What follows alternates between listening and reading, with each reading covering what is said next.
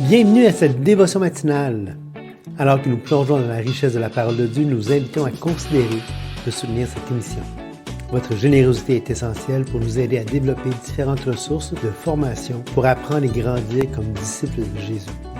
Merci d'être une bénédiction pour ce ministère. Que Dieu vous garde. Tout le monde, bienvenue à cette nouvelle dévotion sur l'Épître de 2 Pierre. On est maintenant rendu au chapitre 3, Patrice. Déjà, le temps file et c'est béni.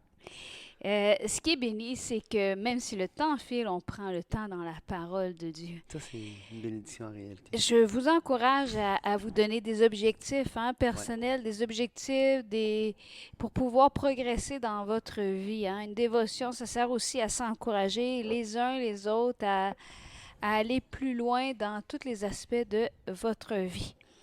Donc, verset 3, voici déjà, et c'est intéressant déjà le titre, le but de l'épître. On est rendu au dernier chapitre et Second a jugé que le bon titre à mettre à cette section, c'était le but de l'épître. Oui. Vous allez voir pourquoi Second a eu cette réflexion-là.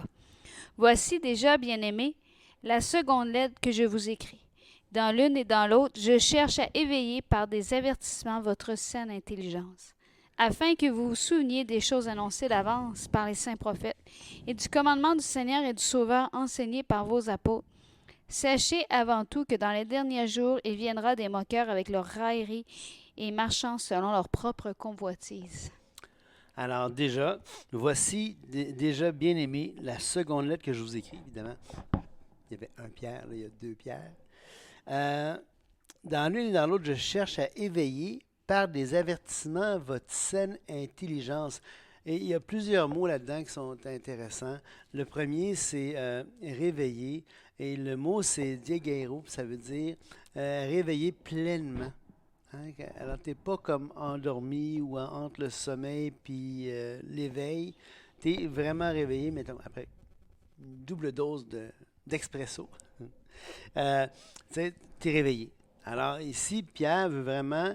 Et on se rappelle qu'au verset 13, Patrice, de 1 Pierre, il y avait aussi parlé d'éveil. Et je regarde comme un devoir aussi longtemps que je suis dans cette tente de vous tenir en éveil par des avertissements. Donc, il le dit au début de son épître et il le dit encore une fois ici. Éveillé par des avertissements. Mais éveiller quoi, Patrice? Ben, c'est ça. Alors, Second, dans sa traduction, ou en tout cas les éditeurs de la version de Genève ici qu'on a, que je les moi utilisons, ont jugé bon de traduire l'expression grecque par saine intelligence. Et c'est une décision éclairée, et je vais vous dire pourquoi. Le mot, c'est, saine, c'est le mot. En réalité, c'est le mot elikrines, qui veut dire rayon de soleil, ou en tout cas qui fait référence à la lumière du soleil, au rayon de soleil, et qui, par métaphore, veut dire quelque chose qui a été testé par le soleil, qui est pur, qui est sincère. Et l'idée derrière ça est probablement tirée d'une anecdote intéressante qui date de l'Antiquité. Vous savez que dans l'Antiquité, surtout dans le bassin méditerranéen, il y avait plusieurs sculpteurs, et d'ailleurs, on a encore, si vous allez au Louvre, ou si vous allez N'importe quel musée. n'importe quel grand musée là, qui a une belle collection d'art antique et d'antiquité, vous allez voir des sculptures phénoménales, fantastiques. Je me souviens d'avoir vu avec toi dans les musées des sculptures où est-ce que les yeux étaient tellement pétillants, et c'était une sculpture. C'est vraiment extraordinaire. Mais ça, c'était pour les sculpteurs compétents. Les sculpteurs moins compétents, ce qu'ils faisaient, c'est qu'ils prenaient la poussière de marbre ou la poussière de pierre et mélangeaient ça avec la cire d'abeille et camouflaient les imperfections de leur sculpture, donc les accros, les craques, peu importe, avec ce mélange de cire et de poussière, et cachaient les imperfections. Mais malheureusement, sous le soleil méditerranéen, il arrivait ce qui devait arriver, c'est-à-dire que la cire fondait et révélait les imperfections. Et là, le gars qui avait acheté la sculpture, qui voulait se montrer comme étant un fier possesseur, démontrer sa richesse à ceux qui les visitaient, Ben là, malheureusement, la sculpture était vraiment de piètre Elle était qualité. défigurée après quelques journées de Quelques temps, soleil. oui, c'est ça. Et les sculpteurs de renom, ils garantissaient leur travail. Sans cire. Oui, sine cera. Sine Sine cera qui veut dire sans cire. Donc, garantie sans cire. D'où on a le mot sincère. Et le mot sincère, donc sine cera, justement, c'est donc une intelligence pure, une intelligence qui a été éprouvée, une intelligence qui a subi le test du soleil, si on veut. Le mot intelligence, dianoia, ça veut dire une réflexion profonde. C'est pas simplement l'intelligence passive, c'est une intelligence active. C'est la faculté de réfléchir et ça implique l'exercice actif de cette faculté-là. Donc, et Pierre dit, écoute, je vous réveille, là, double dose d'expresso, pour que vous puissiez mettre en pratique votre intelligence qui a été épurée par le soleil et par des avertissements. Et le mot avertissement ici, ça aussi, c'est assez intéressant. C'est hypomnésis, mnésis. Hein? On a le mot mnémonique ou mémoire de ça. C'est le mot d'où on a le mot, les moyens mnémotechniques, hein? Mnésis. Et hypo, qui est comme une préposition, le préfixe prépositif. Dévotionnel. Hein? Excusez. Vas-y, continue. C'est hypomnésis qui veut dire amener à la mémoire, rappeler ces choses. Donc, des avertissements, mais l'idée derrière ça, c'est plutôt des rappels. Hein, il veut rappeler des choses importantes. Et ce que je trouve intéressant, c'est la balance. Hein, parce que, bon, on vient de passer un chapitre où est-ce qu'il nous a rappelé Noé, Gomorrhe, Sodome, et il nous a mis en avertissement concernant les faux prophètes, les faux docteurs. Il nous met encore en avertissement avec les moqueurs qui vont vouloir se nourrir de leur propre convoitise. Mais il n'a pas écrit les épîtres pour nous... Attends. Excusez, petit thé matinal. On a commencé à prendre une routine de limiter la caféine et limiter les chocolats chauds le matin. Ce qui est déjà miraculeux en soi. Ça me prend de la menthe pour réussir à être de bonne humeur et garder mon sourire.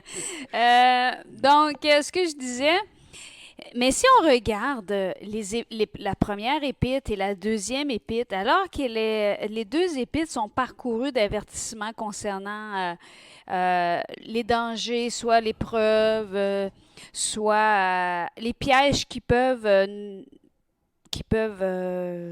être des occasions de chute, la méchanceté, la ruse, ça n'est mentionné. Mais ce que je veux dire, c'est qu'il y a aussi une belle balance dans les épîtres qui nous parlent de notre position en Jésus-Christ, qui nous rappelle ce que nous avons eu en Jésus-Christ et qui nous rappelle comment agir.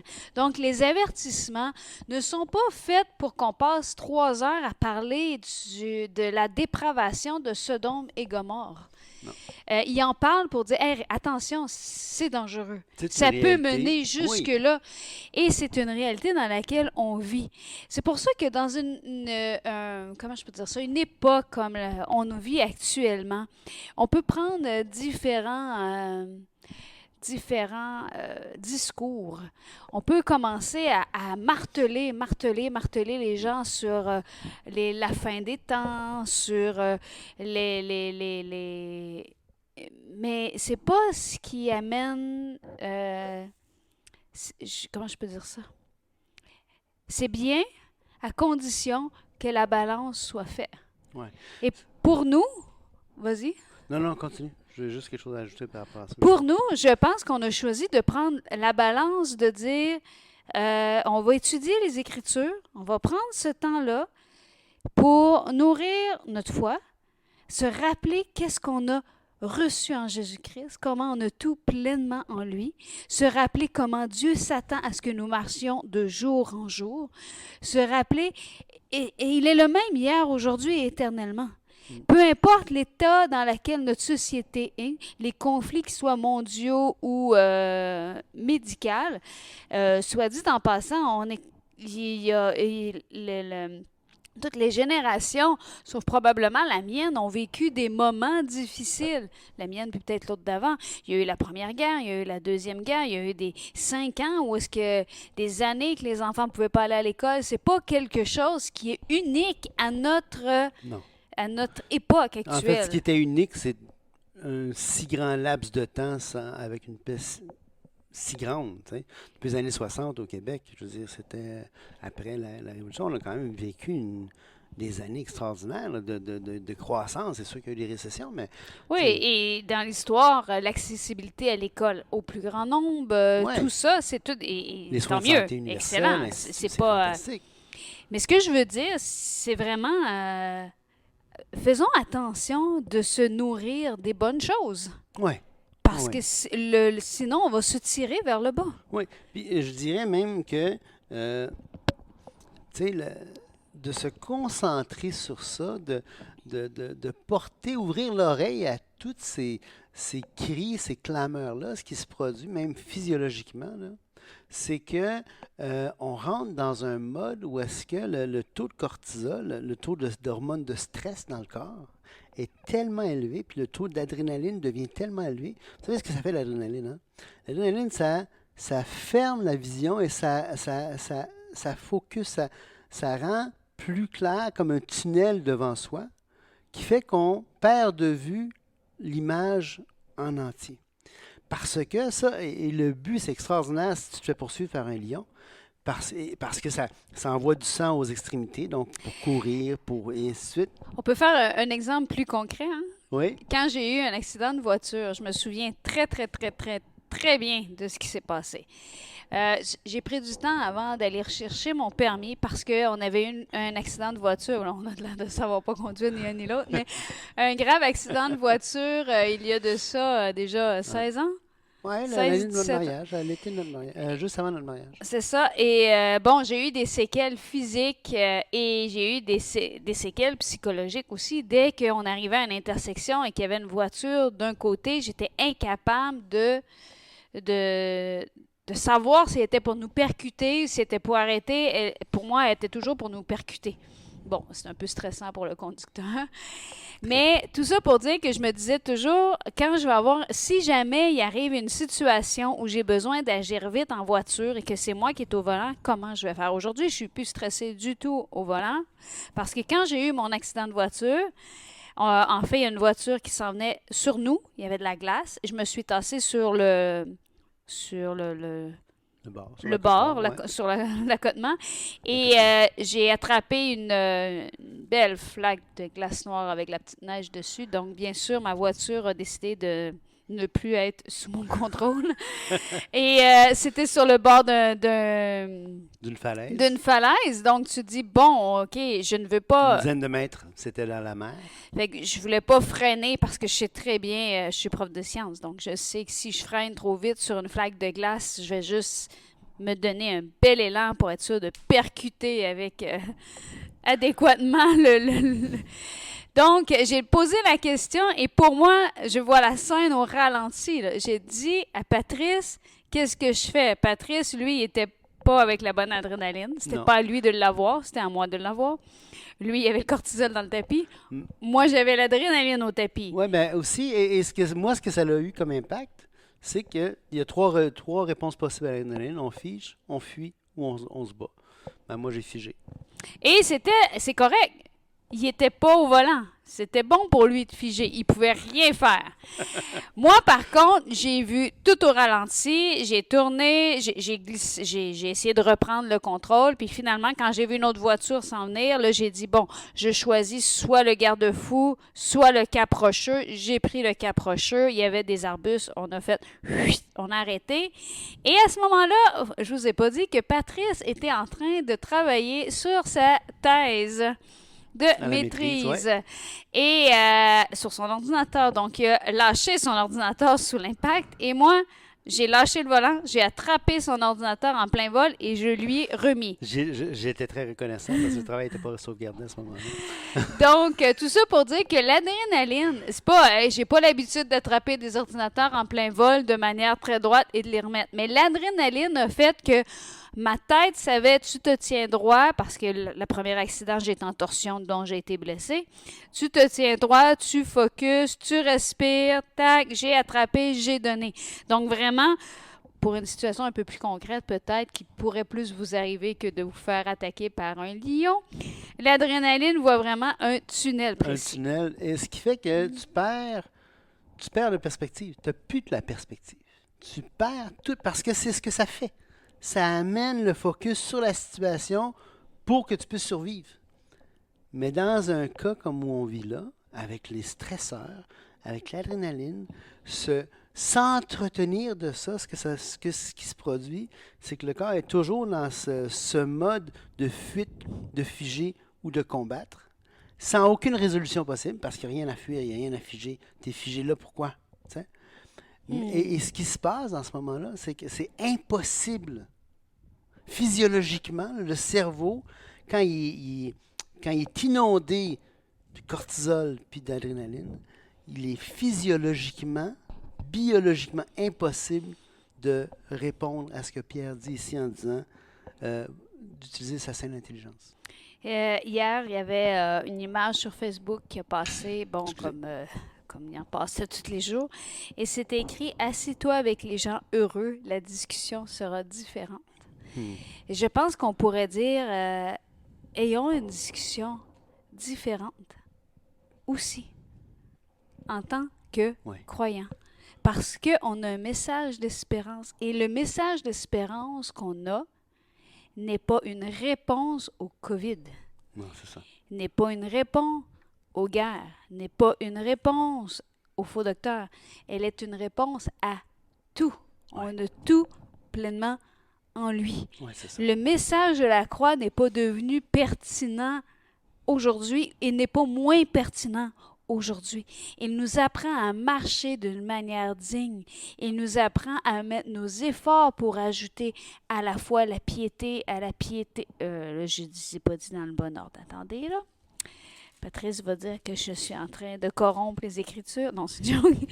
Joindre à votre foi la vertu, à la vertu la connaissance, à la connaissance la maîtrise de soi, à la patience la piété, à la piété l'amitié fraternelle, l'amitié fraternelle, l'amour. C'est sûr qu'on ne peut pas passer à côté de l'actualité. Mais n'en faisons pas quand même notre centre d'intérêt dans le sens où on a tellement encore à apprendre des C'est Écritures. le danger de tous ceux qui crient tout le temps, tout le temps, tout le temps au loup. Là. On en voit passer. Là. Où est-ce il y a cette perte de faculté critique. Hein? Encore une fois, l'adrénaline envoie le sang aux extrémités, pas au cerveau. Et ce qui fait que tout le système émotif, là, le système limbique, l'hippocampe, tout ce qui est dans le cerveau, là, qui réagit émotivement aux choses, c'est ça qui est excité au point que tout est filtré par ces émotions paniques et tu n'es pas capable de réfléchir. Et c'est intéressant qu'on parle de ça parce que, bon, là, on n'a pas le temps parce qu'on a jasé un peu. Mais dans les prochains versets du chapitre 3, on parle quand même d'un sujet qu'on entend plus parler en période difficile que d'habitude, l'avènement de notre Seigneur. Et ça va être donc le thème de notre dévotion demain. Donc, ça reste des sujets qu'il faut parler. La parole en Oui, parle. oui. C'est juste que c'est pas parce qu'on en parle là, parce qu'on est rendu là dans notre épître, qu'on va se focusser sur ça au point de ne plus voir que Dieu nous appelle à marcher aujourd'hui en nouveauté de vie et à s'aimer les uns les autres. Puis, en terminant, je vous donnerai un petit truc. Vous savez, cet état de panique, cet état de cortisol, de stress qui est là, puis les gens, et vous savez, je connais moi-même, tu sais, on essaie de rester en santé, mais le cortisol, là, ça remplit les vaisseaux sanguins de sucre, de glucose, ce qui fait que tout le système hormonal est complètement débalancé. L'insuline elle roule au max. En tout cas, c'est effrayant comme ce que ça fait chez le... Mais un état, hein, l'état dans lequel on est, l'une des façons les plus simples pour changer notre état, ce qui est au-dessus de tout, c'est sûr qu'on peut parler d'alimentation, on peut parler de plein de choses, mais la manière la plus de base pour changer ça, là, c'est la respiration. Alors, prenez le temps, quelques instants, de respirer tranquillement. Expirez plus longtemps que vous inspirez. L'inspiration stimule surtout le sympathique, l'expiration parasympathique, peu importe. Ce qui est important de savoir, c'est que en expirant plus longtemps, prenant le temps de respirer, focusant son attention sur la respiration, ça stimule le contraire des stresseurs. Ça fait en sorte que ton corps change de mode. Ah, OK. S'il prend le temps de respirer, ça veut dire qu'il n'y a plus de lion. C'est ça que ça dit finalement. Fait que si tu prends le temps de respirer, tu sais, puis tu shakes, tu changes. Et là, tu changes ton attitude, ce qui va se produire automatiquement. Premièrement, le système limbique va se calmer. Ensuite, toutes les hormones de stress vont diminuer dans ton sang. Et là, tu vas pouvoir relaxer. Et prends le temps, peut-être 5 minutes, juste de respiration. Puis après ça, tu vas pouvoir méditer la parole, puis tu vas être bien. Oui, ou même, ce que je t'ai pour dire, c'est qu'à prendre le temps de t'arrêter. Oui. Tu peux prendre un verset, pas qu'on ait... prendre un verset, une promesse. Des Là, proverbes, par exemple. des proverbes ou des psaumes. Là, je Oui. pensais... attendez un instant, là. Je pensais, entre autres... je sais pas pourquoi je suis pas à la bonne place. Au psaume 37, 3. Confie-toi à l'Éternel et pratique le bien. Aie le pays pour demeure et la fidélité pour pâture. Fais de l'Éternel tes délices et te donnera ce que ton cœur désire. Donc, tu peux dire ce verset-là, puis là, tu prends le temps de respirer. Recommande ton sort à l'Éternel, mets en lui ta confiance et il agira. Tu prends le temps de respirer. Il fera paraître ta justice comme la lumière et ton droit comme le soleil à son midi. Vous savez, quand la parole de Dieu parle de méditer, la méditation a toujours eu un lien avec la respiration aussi. Oui. Parce que méditer, ça veut dire prendre le temps de s'arrêter pour réfléchir. Oui, réfléchir, ruminer la parole. C'est ça, tu sais, la faire rouler dans sa tête. Tu sais, que tout ce qui est bon, Et tout si ce votre, qui est vrai, tout ce qui est... Et si votre cerveau s'en va tout le temps comme ça pendant que vous le faites, vous n'êtes pas en train de méditer. Non, c'est ça. Fait que ça peut aider de juste Ouais. prendre le temps de respirer, Prends le temps de respirer. mais de remplir ta pensée Oui, avant de le faire Oui. et après l'avoir fait. oui. Puis de juste prendre le temps de dire, écoute, là, sans les stresseurs partir, écoute, là, je prends un temps, mon Dieu. Tu sais, il n'y a rien, il n'y a rien. Tu sais, je suis devant le trône de grâce. Tout est beau, tout est bien. Et avec tout ça, on ne voit pas le temps passer. Fait qu'on vous souhaite une belle journée et on se revoit demain. Au revoir.